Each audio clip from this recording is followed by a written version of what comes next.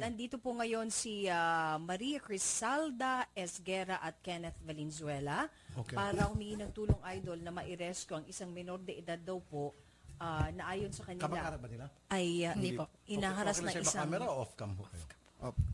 Off-cam na lang. O sige. Okay. Okay. Alright.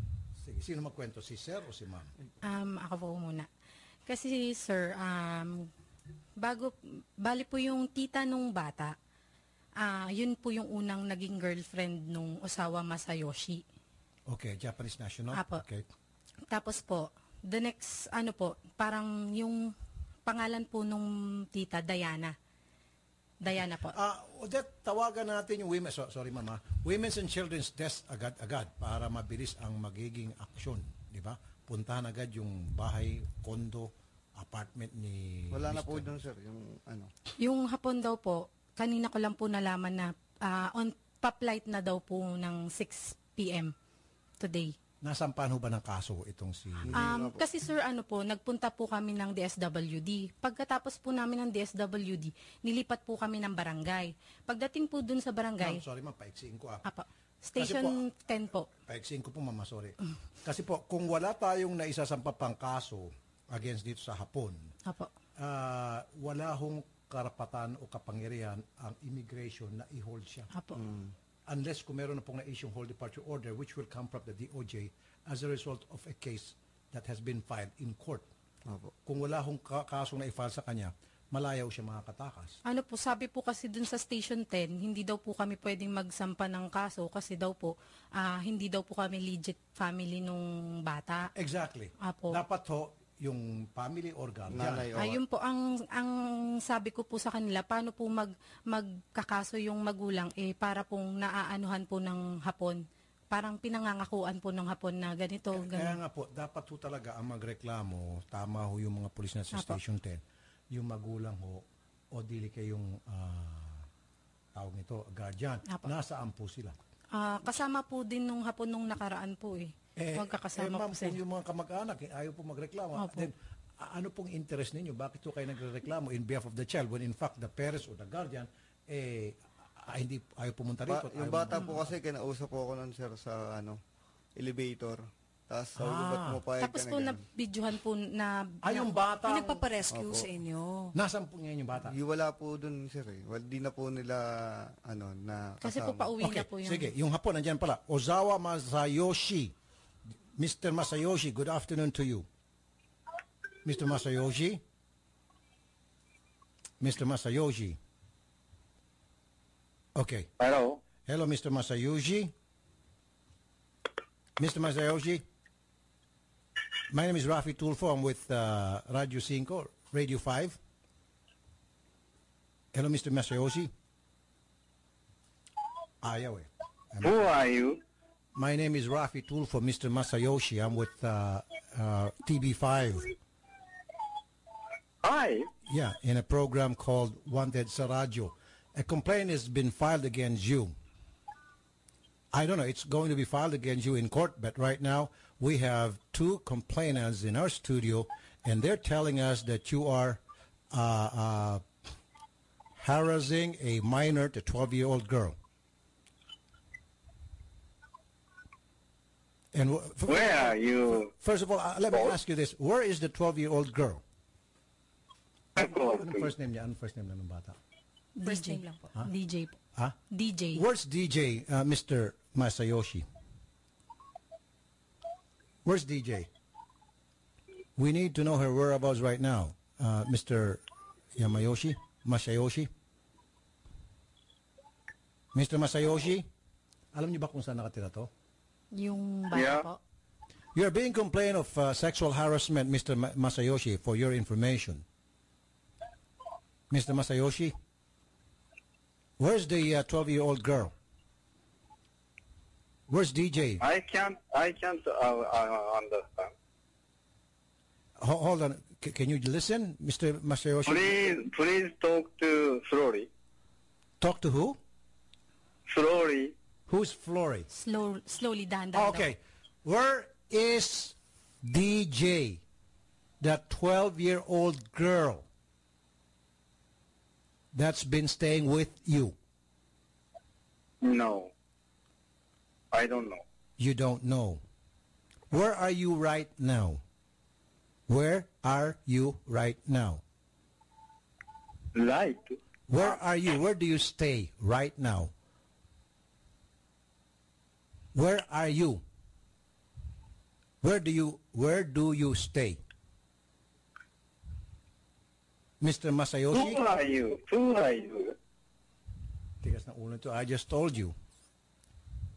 My name is Rafi Tulfo. I'm with TV5. Who are you? Wala bang kamag-anakan ito na Pilipina na ano ito, yung girlfriend o Odette? Marilu, Miss Marilu, magandang hapon. Miss Marilu, ito yung nanay. Miss Marilu, magandang hapon sa'yo. Marilu. Marilu, magandang hapon. Yung anak ko, Marilu, magandang hapon. Si Rafi Tulfo sa TV5, sa Radyo 5. Miss Marilu? Po? Okay. Bakit nyo po pinapayagan na yung inyong 12 years old na anak na babae sumasama dito sa Hapon na si Masayoshi? Yan. Ano po? Hindi po totoo sumasama yan sa hapon. Kasama ho ko. Kasi daw po na-meet daw po sa elevator noong nasaan po kayo yung inyong anak? Ano na yan? Nasaan po yung inyong anak ngayon? Po? Nasaan po yung inyong anak? Nasa bahay po. Nasa bahay. Opo, Okay. sino po ng issue na yan? Kasi may gusto lang silang palabasin sa hapon. Kasi ayaw nila ibalik yung para sa hapon, kaya sila gumagawa ng kwento.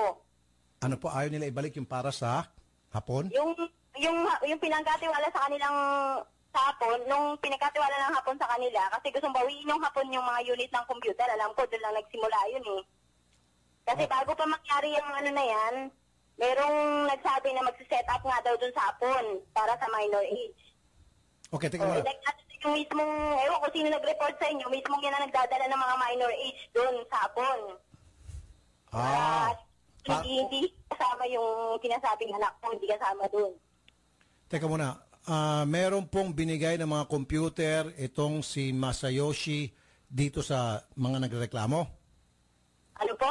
Ang pangalan po nagreklamo, Crisalda at saka Kenneth. Kilala niyo po sila? Ito na po yun ang may atraso sa hapon. Ano po? Ayaw ibalik yung unit ng hapon na pinakinabangan nila. Kaya ngayon gumagawa sila ng issue. Ano pong mga unit yun, ma'am? Hindi naman ako anong nanay para gawin yung sinasabi nila. Okay lang sila. Ano po yung mga unit na yun, ma'am? Mismo ang nagdadala ng mga minor doon sa hapon. Aha. Ilan pong computer ho yun? Ano po, bali 38 unit po. Actually, ibang dokumento hawak ko po. Iniwan po sa akin ng hapon. Kaya lang, wala lang siyang binigay pa ng SPA para i-process ko yun. Opa, sandali po, ma'am. So, Kenneth Valenzuela and Crisalda Esguera, bakit ayaw niyo po ibalik yung... Hindi po. Hindi, ma'am, pakisagot lang. Bakit ayaw niyo po muna Meron ibalik? po kaming kasulatan, hindi po sa kanila nakapangalan. Hindi, kaya nga po. Kay Jenny, kaya nga po. hindi po Ma'am, sila excuse me, yun. ma'am. Pag-aari po ng hapon yun. Hindi po. Kay Jenny po. Jenny. Sino po Jenny? Taga Dumaguete po. Yun po yung kausap. Hindi, pero saan kumuha ng pera si Jenny? Doon po kay Papa. Doon po kay Papa Kenichi. Sa hapon din. Opo, hapon po. Hindi po kay Shima. Kaya nga po, pero binabawi po, ba't ayaw niyo ibalik? Hindi Hindi po po sa kami kanila.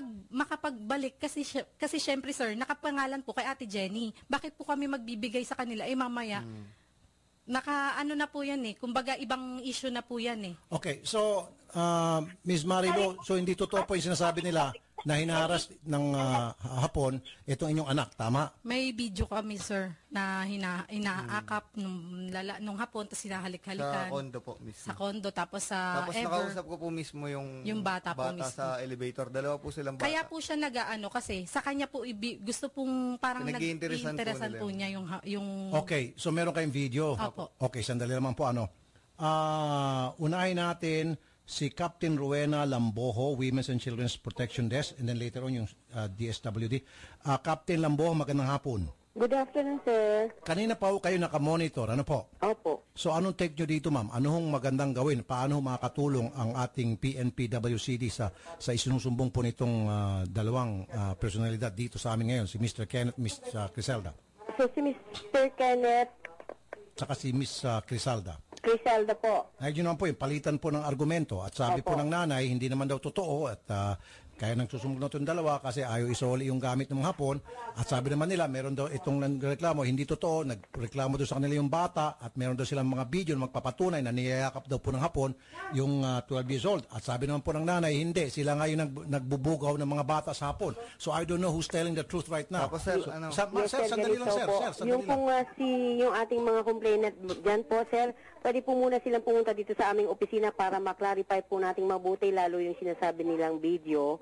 So makita natin yung authenticity po ng video na yan. Okay. Plus si yung isa po, si Mrs. Marilu. Oh, si Ma'am Marilo, yung nanay. Opo, pagka hindi po niya nailutang kung nasan din yung kanyang anak, Aha. maaari po siya. natin din siyang makuhanan ng mga statement kahit pa paano po malaman din natin yung both side nila. Ayun. Okay. So kailangan po makausap din tong si Marilu, tama Yes, po? sir. Yes, sir. Sandali lang po ah. So, Ma'am Marilu, Po. nakikinig po kayo, di ho ba? So, kailangan po ilutang nyo po yung inyo pong menor de edad para makausap po yan ng WCD. May kasama pong DSWD habang kinakausap po yung inyong anak. Naintindihan nyo po? Dahil kung hindi, kayo po malilintikan. Ay, totoo po. May mga buti nga po iwan sa akin nga po yung mga documents. Ma'am, saka na po yung mga dokumento. Kasi ang sinasabi po ng ng Women's and Children's Desk, kailangan po ilutang nyo po yung inyong anak para po ma-interview, pati kayo po maimbestigahan dahil nga po may aligasyon at meron daw pong video na magpapatunay na itong si Hapon niyayakap at hinahalikan ng inyong 12 years old na anak. Plus, nagsumbong daw yung inyong anak dito sa dalawa. Kung ano man po yung sinasabi nyo, may mga unit na isole, mamaya na po yun. Bahala na po yung mga otoridad para alamin kung ano talagang totoo. For the meantime, ma'am, kailangan mailutang po yung bata. Kasi po, minor po ito. Opo. Pero hindi ko po, dito po to yung sinasabi nila kasi ako mismo nag-stay din doon sa kondo kasama Ma'am, narinig niyo po sabi ni Captain Lambo, kapag hindi niyo po nilutang yung bata, hindi po niyo dinala sa DSWD for investigation, for kung ano man tawag doon, para ma-evaluate yung bata, abay kayo po makakasuhan. Naintindihan mo yan? Simple lang po yan, Ma'am Rowena. Ma'am Marilu. Okay? Payag kayo dyan, tama? Dadalhin. Ano po? Ang dadalhin yung bata.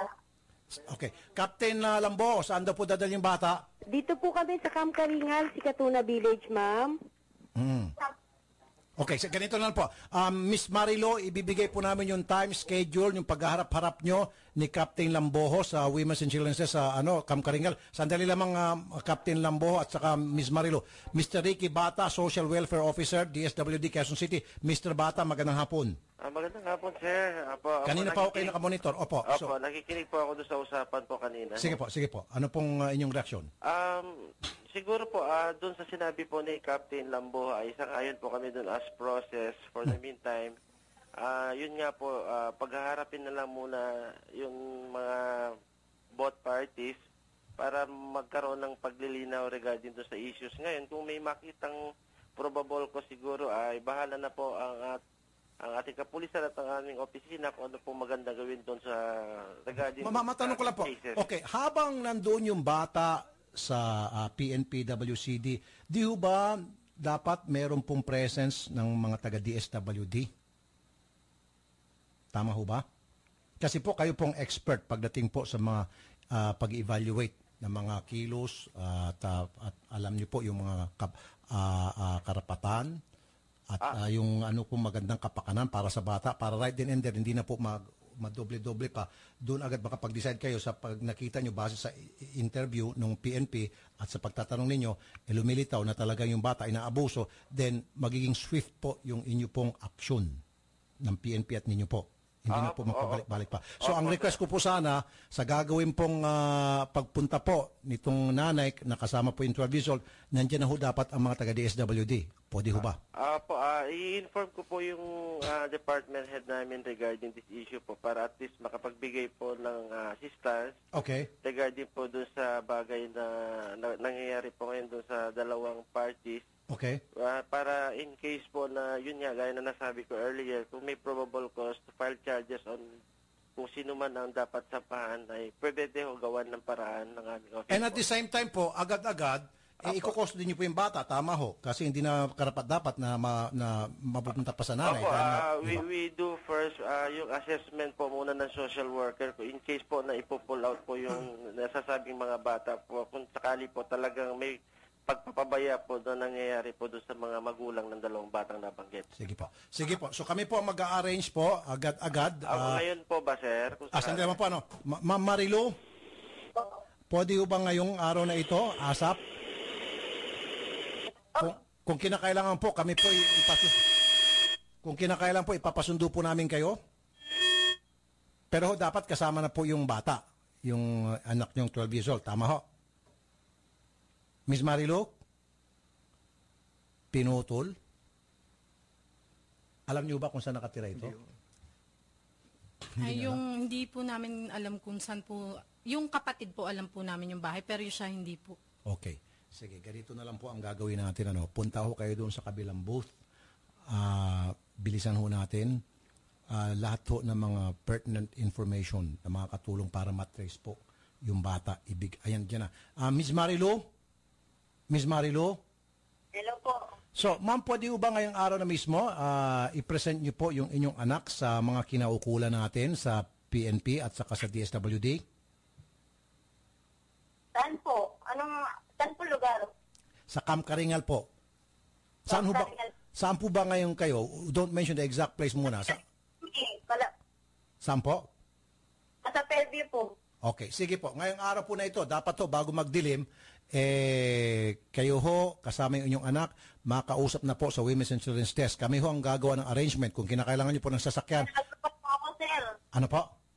Nasa Lago pa po ako. Kasi gumagawa ako ng assignment po sa school. Mamaya na po yung assignment sa school. Ang mas importante po yung kapakanan po ng 12 years old. Po kami daw pag nabiyahe pa po ako.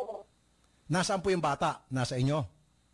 Opo. Pupuntahan po ng mga pulis natin. May sasakyan po yung ating kapulisan. Susunduin po kayo, okay? Okay, ma'am? Okay, sige, good. Huwag niyo po ibababa ang telepono, ha? Kakausapin po kayo ng Women's and Children's Desk, pati po yung DSWD. Okay, ma'am? Huwag niyo po ibababa ang telepono. Okay. Ma'am Criselda, salamat po at Sir Ken sa pagpunta nyo. Masasalba dito yung bata. Mukhang nagsasabi ata kayo na totoo sa nakikita ko at kailangan talagang tulong ng bata. Sige, punta kayo dun sa kabilang booth. Ibigay nyo kay Odette lahat ng information na alam nyo. PNP, Captain Lambo, kakausapin ho kayo ni Ma'am Marilu. Captain Lambo. Okay? Sige, usap po kayo dun. Para ngayon na mismo, bago magdilim. Thank you po. Kailangan magkita-kita na sa Camp Karingal.